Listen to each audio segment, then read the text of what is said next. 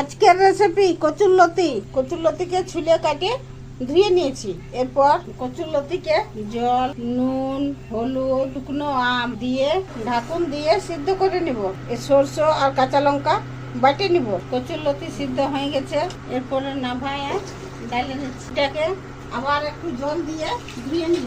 কড়াইয়ে তেল গরম করে কালো জিরা আর শুকনো লঙ্কা ফোড়ন দিয়ে পেঁয়াজ ভাজবো। এরপর আদা রসুন বাটা এগুলো সব ভেজে নিব।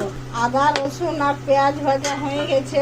এরপর কচুরলতি দিয়ে ভাজবো। নুন হলুদ দিয়ে সিদ্ধ করে নিয়েছি, আর নুন দিচ্ছি না। যে কচুরলতি ভাজা হয়ে গেছে, সরষে আর কাঁচা লঙ্কা বাটা দিয়ে দিচ্ছি। দিয়ে আর ভাজে নিব। একটু হলুদ দিয়ে দিচ্ছি। হলুদ দিয়ে আর ভাজে নিয়ে জল দিয়ে দিচ্ছি। জল দিয়ে ফুটাই নিব। যে সরষে বাটা দিয়ে কচুরলতি বলে রেডি।